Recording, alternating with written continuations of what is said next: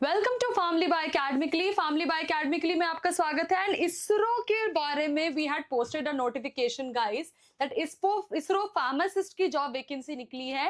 And we talked about कि इसके लिए एलिजिबिलिटी क्या होती है, डिप्लोमा वाले कर सकते हो कि नहीं, या बैचलर्स वाले करोगे, है ना, आपको कैसे प्रिपेयर करना है। So today basically in the video we are going to talk about the detailed syllabus of ISRO pharmacist, कि आपको किन किन टॉपिक्स को पढ़ना है, चाहे वो फार्मा टॉपिक्स हो चाहे वो नॉन फार्मा टॉपिक्स हो, किन चीजों का आपको ध्यान रखना है। एंड इसरो फार्मासिस्ट के कंप्लीट सिलेबस का हम एनालिसिस करेंगे on the basis of the past year records, है ना। अभी तो एग्जैक्ट हमें नोटिफिकेशन नहीं मिली है, बट प्रीवियस ईयर में या उसके प्रीवियस ईयर में कहाँ से क्वेश्चंस आए थे, कौन कौन से इंपॉर्टेंट टॉपिक्स थे, ये सारी बातें हम डिस्कस करेंगे आज के वीडियो में। So guys please like share and subscribe family by academically. हम हमेशा नई नोटिफिकेशंस आपके लिए लाते रहते हैं on this channel and you get to know what is coming next for the pharmacist. Let's dive deeper into ISRO pharmacist complete syllabus.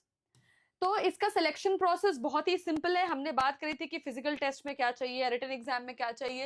As you all no, इसके selection criteria में सबसे पहले आता है रिटन टेस्ट, जो कि होता है एमसीक्यू बेस्ड। तो अभी हम जो सिलेबस डिस्कस करेंगे guys, that will specifically be for the written test, कि एमसीक्यू बेस्ड में क्या क्या सिलेबस आती है।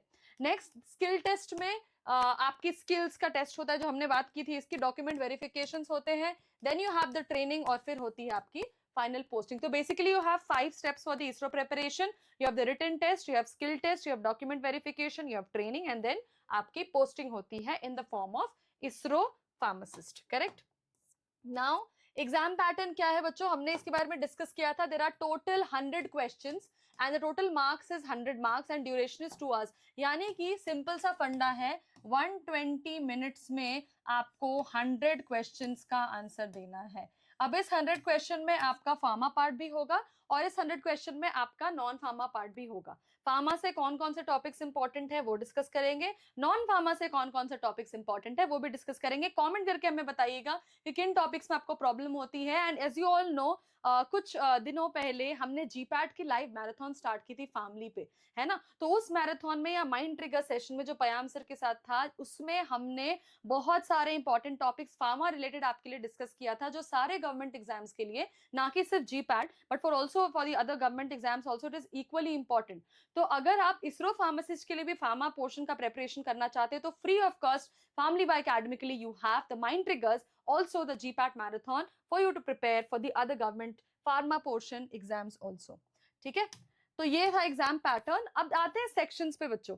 सो sections basically these are the sections जहां पे सो बेसिक 4 सेक्शंस है आपके। एक है आपका मैथमेटिक्स का सेक्शन, दूसरा है जनरल नॉलेज का सेक्शन, तीसरा है इंग्लिश और चौथा है pharmacy. So the first 3 section as it is mentioned is the non pharma section. As you can see, ये जो फर्स्ट 3 सेक्शन है, this is the non pharma section.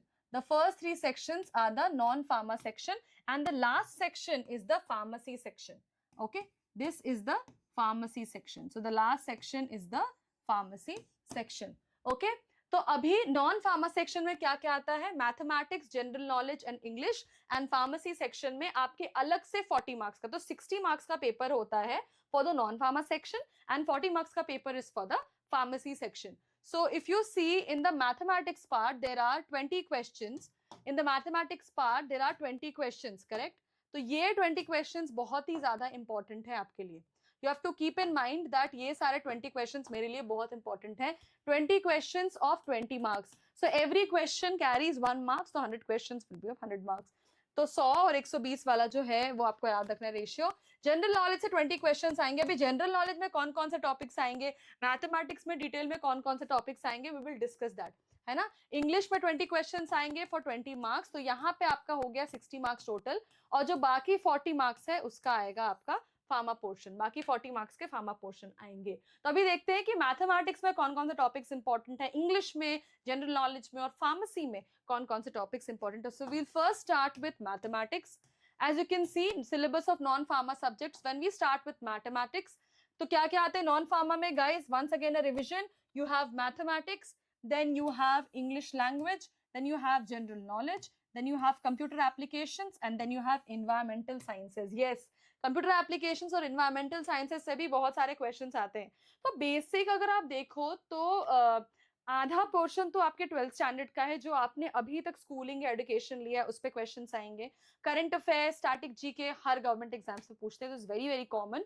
All in all अगर आप किसी भी गवर्नमेंट एग्जाम्स के बारे में बात करो तो दो पोर्शन होता है, एक फार्मा और एक non pharma. Non pharma almost similar होता है, मैथ्स एप्टीट्यूड तो हर जगह होती है। English is something which is very very important, क्योंकि इसरो एक ऐसा बॉडी है where you have to talk about space research organisation, it's like that. So your English should be somewhat at an elementary position so that you can understand what is being told। And basically क्या होता है कि English बहुत important इसलिए भी होता है for the communication as well, because people from all over the India come over there, so not everybody knows about Hindi, है ना।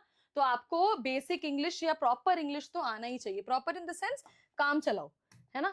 तो उसके बाद अगर हम बात करें इंग्लिश की, so as you can see English में कौन कौन से सब्जेक्ट्स या कौन कौन से टॉपिक्स इंपॉर्टेंट है। तो इंग्लिश में आपका इंपॉर्टेंट है vocabulary. Vocabulary is very very important for English. Vocabulary, vocabulary मतलब आपके वर्ड मीनिंग्स है ना, वर्ड मीनिंग्स आते हैं वोकैबुलरी में, राइट अगर कोई वर्ड आपको दे दिया, पैसेज दे दिया गया है, एंड दे विल एक्सपेक्ट कि आपको इस वर्ड की जगह पे और कौन सा वर्ड यूज कर सकते हो, they will be MCQs only, but you should know. तो वोकैबुलरी के लिए dictionary is very very important. आपकी वोकैबुलरी जितनी रीडिंग करोगे उतनी अच्छी आपकी वोकैबुलरी होगी। So vocabulary is very important. Synonyms and homonyms. Synonyms, synonyms का मतलब होता है एक वर्ड और उसके जैसा ही similar word. Homonym and synonym are somewhat very similar. तो एंटोनिम्स होता है ऑपोजिट, सिनोनिम्स मतलब सिमिलर। तो synonyms, homonyms again very very important. अगर आप एसएससी सीजीएल के लिए भी प्रिपेयर कर रहे हो, ये सारी चीजें आती हैं उसमें, है ना। तो बहुत, अगर एक एग्जाम के लिए प्रिपेयर करो तो ऑटोमेटिकली दूसरे के लिए भी प्रिपरेशन हो जाती है। Then grammar is very very important guys, English grammar. इसके लिए आप ग्रामर की अलग अलग बुक्स है जो आईसीसी से पढ़े होते हो guys, Wren and Martin and all these books are there. So your grammar should be very very good. Idioms and phrases, idioms मतलब मुहावरे, है ना। Idioms and phrases are very very important. कि ये इडियम दे दिया जैसे कि a fox jumped out of the well, so what is the meaning of that idiom, या उस फ्रेज का मतलब क्या है, किस सेंटेंस में आप उसको यूज कर सकते हो, ये सारी चीजें। एंड स्पॉट द एरर, ये तो बहुत ही इंपॉर्टेंट है, ये बहुत मैक्सिमम गवर्नमेंट एग्जाम से पूछते हैं। ये स्पॉट द एरर, एक सेंटेंस दे देंगे आपको और बोलेंगे कि इसमें and, was, whiz, verb, adverb, adjective, इसका यूसेज ज्यादा होता है। तो स्पॉट द एरर, ये ऐसे ऐसे क्वेश्चंस आते हैं if you talk about the ISRO English paper. Okay, next let's move to the other topics which is verbs guys। क्रिया, क्रिया बोलते हो ना हिंदी में। verbs are very very important। antonyms जो opposite words होते हैं, antonyms are basically the opposite words। so antonym यानी कि opposite words are very very important। then after that you have fill in the blanks। fill in the blanks again word पे दे सकते हैं, कभी कभी auxiliary verb दे देते हैं, जैसे कि वो is लिख देंगे। अभी उस जगह पे आपको are यूज करना है या आपको was यूज करना है या आपको will यूज करना है, it depends upon the structure of the sentence, है ना। तो वो वर्ब दे देंगे, उसके उसके जितने फॉर्म्स है, present, past, future, continuous, whatever it is, that you have to figure out. फिर डिटेक्टिंग मिसस्पेल्ड वर्ड, स्पेलिंग गलत है कि नहीं, जैसे असैसिनेशन, एक सिंपल सा वर्ड है assassination, you should know the exact spelling कि असैसिनेशन में 4 बार ऐसा आता है कि 3 बार ऐसा आता है, right. So spelling of that has to be done. Clauses बहुत सारे आते हैं बच्चों, phrases and clauses are again very very important for the grammatical point of view. और क्या क्या आता है इंग्लिश में, और क्या क्या आता है इंग्लिश में, और आते हैं सेंटेंस का structure. Sentence structure is very very important, है ना। इन्फिनिटिव, टू, फ्रो, फ्रॉम, है ना, प्रेपोजिशन, इन, आउट, ऑन, ये सारी चीजें। Spellings again I have already mentioned. One word substitutions very very important, जैसे कि एक वर्ड है अर्ज, अर्ज, है ना, एक वर्ड है रिक्वेस्ट, करेक्ट। तो अभी अर्ज और रिक्वेस्ट में डिफरेंस क्या है, अर्ज का मतलब होता है बहुत ज्यादा मिन्नतें करना, है ना। रिक्वेस्ट का मतलब होता है कि परमिशन मांगना, या थोड़ा अर्ज एक नेक्स्ट लेवल पे, हायर लेवल पे जाएगा रिक्वेस्ट के। So this play of word should be very very important. विशेषण, adjectives very very important. And improvement, कि ये सेंटेंस ऐसा है, इसमें और क्या बेटर तरीके से आप लिख सकते हो।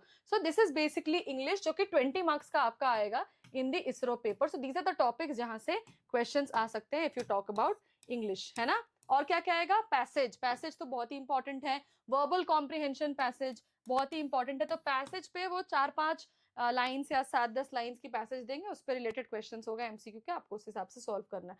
तो सारे गवर्नमेंट एग्जाम्स में it is very very common and not very very different, ठीक है। अभी जीके पे आते हैं बेटा, जीके पे क्या क्या चीजें आएंगी, about India and it's neighbouring countries. ये स्टैटिक जीके की बात की जा रही है, this is static GK. Static GK मतलब जो करंट नहीं चल रहा है, जो फैक्चुअल है ना। Static GK is what is factual, So here we are talking about the factual parts of GK. So about India and its neighboring countries, very very important about India and its neighboring countries. We'll talk about the history of India. India की history कैसी थी, scientific observations, किसने किसकी discovery की, किसने किसकी खोज की, inventions पे questions आते हैं, economic issues of India, again very very important. If you are going to be an ISRO pharmacist, you should know कि आपकी country में क्या चल रहा है and क्या क्या सी economy issues हैं, how do you overcome that, so all these things. And national news या करंट अफेयर्स, नेशनल क्या इंटरनेशनली पूछते हैं, बट क्योंकि इसरो का गवर्नमेंट एग्जाम है तो इंडिया के बारे में पूछेंगे. So here you have the option of current affairs, है ना, यहाँ पे आ जाएगा करंट अफेयर्स. करेक्ट. सो यहाँ पे एक जगह स्टैटिक जीके इंक्लूड कर रहे हैं वो, दूसरी जगह वो करंट अफेयर्स भी इंक्लूड कर रहे हैं. So you have to be very confident and you should know about everything, है ना. फिर आप देखो स्टैटिक जीके में फिर से political science, again static GK, international issues, current, है ना, books and author, very very important कि किस बुक के कौन ऑथर है, स्पेशली जो अभी बुकर प्राइज मिला है या अगर किसी को नेशनल अवार्ड मिला है, पद्म भूषण, पद्म विभूषण, इस पे बहुत सारे क्वेश्चंस आते हैं. Geography of India is a very very important topic. कौन सी नदी किधर से जाती है, कौन से हिमालय, कौन से रेंजेस माउंटेन के किधर क्या है ना, नेशनल पार्क, नेशनल जूज, इंडियन कल्चर के बारे में क्वेश्चंस आते हैं बहुत बार कि from one particular state this is the festival which is celebrated, ये सारी चीजें. तो you should basically know about your country कि हाँ भाई ये जो स्टैटिक जीके फैक्चुअल वाला जीके है वो लिमिटेड है, but current GK is like unlimited.